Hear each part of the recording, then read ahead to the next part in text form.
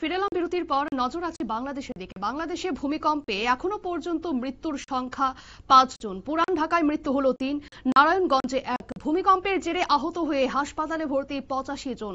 ভূমিকম্পে বাংলাদেশে এখনো পর্যন্ত মৃত্যুর সংখ্যা 5 জন। এই নিয়ে জানবো বিস্তারিত। আমাদের সঙ্গে যুক্ত হয়ে গেছে প্রতিনিধি শেখ মনিরুল। মনিরুল, কি জানতে পারছো? দেখো, আজকে রিক্টার স্কেলে ঢাকাতে যে রিক্টার স্কেলে ভূমিকম্পের তীব্রতা ছিল 5.7। এবং যেহেতু পুরান ঢাকা অনেক পুরনো শহর, অনেক পুরনো বাড়িঘর, সেই বাড়িঘর ধসে মোট পুরনো ঢাকাতে বা পুরান ঢাকাতে 3 জনের মৃত্যু হয়েছে বলে এখনো পর্যন্ত ইউনূস সরকার স্বীকার করেছে। অন্যদিকে গোটা বাংলাদেশে কিন্তু মোট 5 জনের মৃত্যুর কথা স্বীকার করা হয়েছে। তার মধ্যে নারায়ণগঞ্জে একটি শিশু মারা গিয়েছে বলে এখনো পর্যন্ত খবর। এছাড়াও আশুলিয়াতে আরো একজনের মৃত্যুর খবর এখনো পর্যন্ত পাওয়া গেছে। তবে অসমর্থিত সূত্রের খবর, বাংলাদেশের আজকের ভূমিকম্পের জন্য প্রায় 6 থেকে 8 জন মানুষের এখনো পর্যন্ত মৃত্যু হয়েছে। আর আহত অবস্থায় গোটা বাংলাদেশে প্রায় 85 জন আহত হয়েছে বলে এখনো পর্যন্ত ইউনিসেফ প্রশাসনের তরফ থেকে কনফার্ম করা হয়েছে। তার মধ্যে বেশ কয়েকজন হাসপাতালে ভর্তি বলে জানিয়েছে ঢাকা। সকালবেলায় যখন ভূমিকম্প হয়, সেই ভূমিকম্পের আতঙ্কে ঢাকাবাসী, বিশেষ করে পুরান ঢাকাবাসী রাস্তাঘাটে বেরিয়ে আসে এবং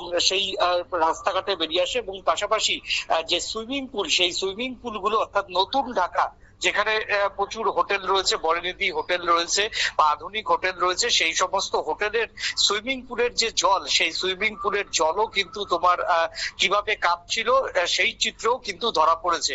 তবে এখনো পর্যন্ত 8 জনের মৃত্যুর খবর পাওয়া গেছে। তবে এটা এখনো ঢাকার তরফ থেকে স্বীকার করা হয়নি। আহতদের প্রত্যেকের হাসপাতালে চিকিৎসা করা হচ্ছে বলে জানানো হয়েছে। ঢাকার তরফ থেকে আহতদের চিকিৎসার সমস্ত দায় দায়িত্ব সরকারের। তবে সব থেকে বড় কথা, এই যে ভূমিকম্প, সেই ভূমিকম্পের প্রভাব কিন্তু কলকাতা, ভূমিকম্পের প্রভাব কিন্তু ঢাকা, ভূমিকম্পের প্রভাব আগরতলা, গুয়াহাটি, সব জায়গাতেই অল্প বিস্তর পড়েছে।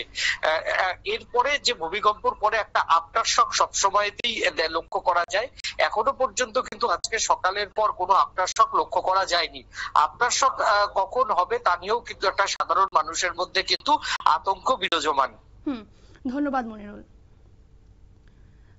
আপনারা শুনলেন, ভূমিকম্পে বাংলাদেশে এখনো পর্যন্ত মৃত্যুর সংখ্যা 5 জন। পুরান ঢাকায় মৃত্যু 3 জন, নারায়ণগঞ্জে 1 জন। ভূমিকম্পের জেরে আহত হয়ে হাসপাতালে ভর্তি 85 জন। নিয়ে নিচ্ছে ছোট্ট একটি বিজ্ঞাপন বিরতি, সঙ্গে থাকুন।